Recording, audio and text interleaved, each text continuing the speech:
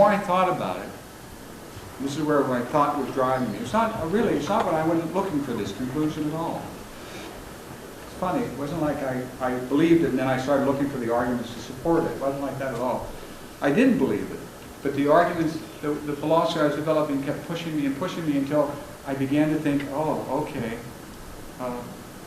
that's what I'm thinking about animal rights. That's what I'm thinking about here. I know, because if animals do have rights, the only adequate response is not indifference and it's not reform, it is abolition. The whole blooming thing is wrong. It's my lawyer. So, let me talk a little bit about the philosophical part of it. And this is where I said, I don't think I can convince you of the truth that animals have rights, but what I can do is try to explain what I'm talking about here. There are different types of rights that people talk about. There are legal rights, of course, like the legal right to vote, the legal right to marry, the legal right to divorce, to own or inherit property. And the thing about these rights is that they are created by people. We make these legal rights by passing laws or by other legislative means, and that they are obviously not universal or equal. The right to vote was not always shared by women or people of color. The right to vote is not shared by other people in other parts of the world today. Rights change over time. Legal rights change over time, depending on what people do, depending on what legislative bodies do, what despots do, what laws are made. Laws change over time. Moral rights, on the other hand, when we talk about these, we're talking about something that are rights that are not created by people. What we're trying to do is talk about rights that are universal and equal. If you look at the United Nations Declaration of Human Rights, when they talk about the right to be not to be tortured, the right to freedom of religion, the right to freedom of assembly, the right to petition your government, when they talk about this, they're declaring that these rights belong to all human beings. All human beings, whether they're recognized as legal rights in a particular country or not. They're trying to say, and they belong to all of us equally, whether our nation recognizes them or not. And a large part of the political struggle in any country is to transform the law so that the moral rights of individuals are recognized as legal rights. So that the right to vote, the right to be spared torture, the right to freedom of assembly, and the rest, that those rights that we have as moral rights are recognized as legal rights. A lot of history is like the struggle involved there. When we're talking about the rights of animals, then primarily what we're trying to do is talk about their moral rights. Legal rights they don't have. No animal has any serious legal right today. Animals have laws where they're covered by laws. There are laws that cover animals, but no animal has legal standing in this country. You can't go into court and represent an animal. I mean, it's not something that happens. And in fact, as you know, just a few weeks ago, the Congress of the United States passed as an amendment to the Farm Bill a provision that said that birds and rodents are explicitly excluded from the provisions of the Animal Welfare Act. Between 95 and 99% of the animals used in research in America are birds and rodents. But moral rights have various characteristics that I think are important for us to understand. And the first thing is that they have a relation to obligations. And I always use this analogy that think about a coin. And rights and obligations are two sides of the same coin. That is, if you have a right to life, then I have an obligation, that's the other side of the coin, I have an obligation to respect your life. If you have a right to bodily integrity, then I have an obligation to respect your bodily integrity. That's why it's important, see, as soon as I recognize your right, I have to recognize my obligation. And that's why you have lots of conflicts and contests about who has what rights. Because if you recognize this right, then you're buying into your obligation. That means we must behave in a certain way. So if all Americans have a right to health care, affordable quality health care, If we do, all Americans have that right, that means we have an obligation.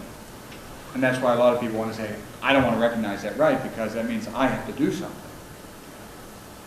The other thing second thing about rights, at least the rights I'm talking about, is this notion of no trespass. It's like, think about my right to bodily integrity.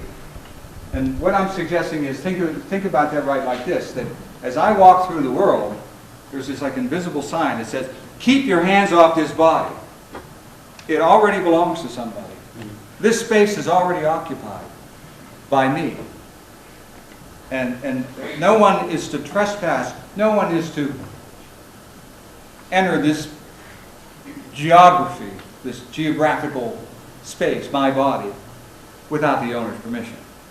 It's the idea of the integrity of the body. So the idea, if you were to do something harmful to my body, you'd be violating my right. And also failing to fulfill your obligation, assuming I haven't done anything to merit that. And the other thing I want to mention about rights is this notion of Trump. I've got my little props here. And I've got to get a better example of that, and I hope somebody will help me because this shows again how old I am. My example comes from the game Bridge, which nobody plays anymore apparently. That's one of the ways I got through college. In addition to working as a butcher, I won a lot of money playing bridge. But anyhow, bridge is what's called a trump game, where you basically bid and determine whether clubs, diamonds, hearts, or spades are going to be the trump card.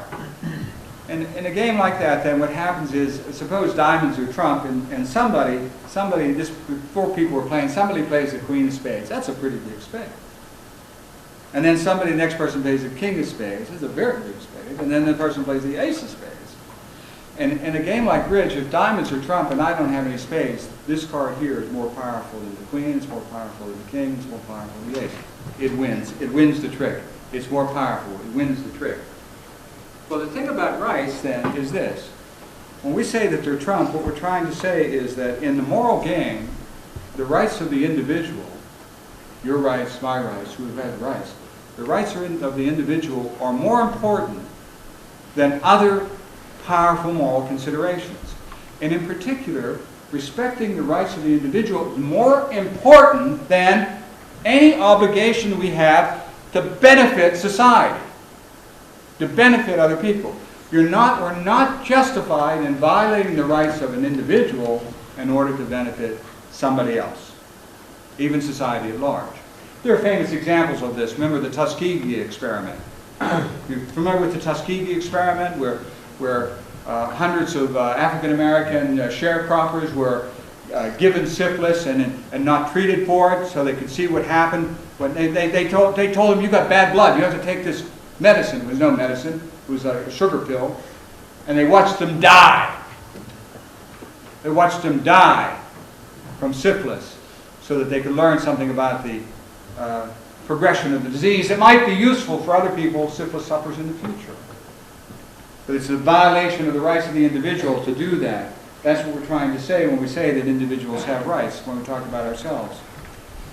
So that's why, again, see, if animals have rights, the only adequate response is abolition. We can't say, well, look, we like to eat them. That's not a sufficiently good reason to violate anybody's rights.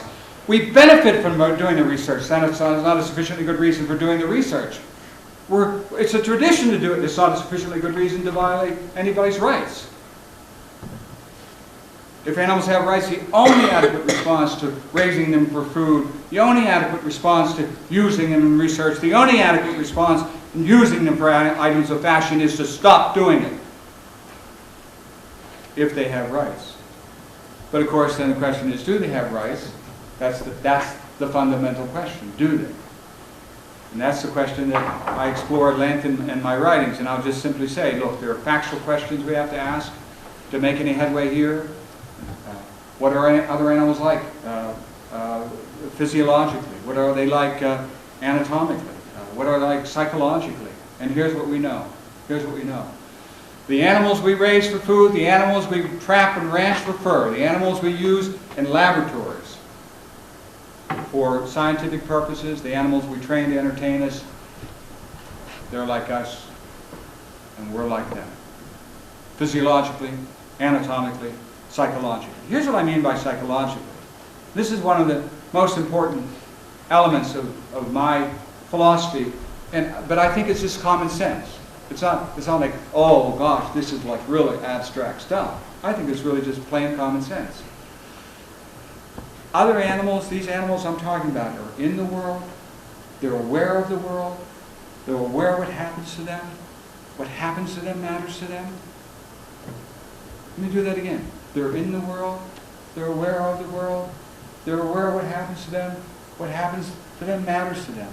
It makes a difference to how their life goes for them, how their story unfolds, what it's like to be them. Those dogs in the pictures, and those cows in the pictures, and those chickens in the pictures, there's a them there. There's a somebody there behind those eyes, living in the world, living their life. And what happens then matters to them. And then see, in that respect, they're just like us. We're in the world. We're aware of the world. What happens to us matters to us. We're the same, fundamentally the same, us and them. And so, somebody says, well, yeah, okay, there is that similarity, I grant you that, but look, here's who has rights. Here's who has rights. Those who are rational and autonomous, that's who. This is what the philosophers say, most of the philosophers. This is what most of the philosophers say. This is like the standard view, I swear, amongst philosophers. And rational means this, that you can think about what you're doing. You can say, oh, if I do this, that will happen. Or if I do this, that'll happen, and you'll be affected. And, I mean, I can think about what I'm doing if I'm rational. And autonomous means, having thought about it, I can say, I'll do this rather than that. I can make a free choice. I can make that free choice. That's who has rights. You happen to have them. You happen to have them. All of us happen to have them. Isn't that convenient? Isn't that nice? So keep your hands off my body. Respect my life. Grant me my freedom because I'm rational and autonomous. Isn't it interesting? I'm making the argument, and it so happens that I get covered by the conclusion. So it just works out that way. But so this is the way. And see, all you can do is say, that's very interesting. That's very interesting. Except there are just a lot of human beings that don't have rights then. Because there are a lot of human beings that are rational and autonomous.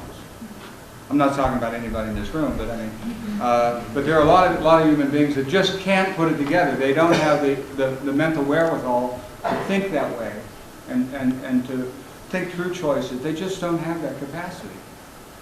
But we certainly don't say, and I mean, I'm a great children's advocate and advocate of the mentally disabled and all that, but we don't say, well, they don't have rights because they can't do that. We don't say that. I wouldn't for a minute say that. I mean, they do have rights and should be protected in my view. So you can raise the standard. Here's the plot. You can raise the standard. You can say, here's the standard for having rights, and you can pretty much guarantee that no animal is going to satisfy it. You can't. But a lot of human beings aren't going to satisfy it either. Now that's your dilemma, isn't it? Because especially the people who are against animal rights, they don't want to say, well, children don't have rights either. They don't want to have. They're not saying the mentally disabled don't have rights. So their problem is one of consistency.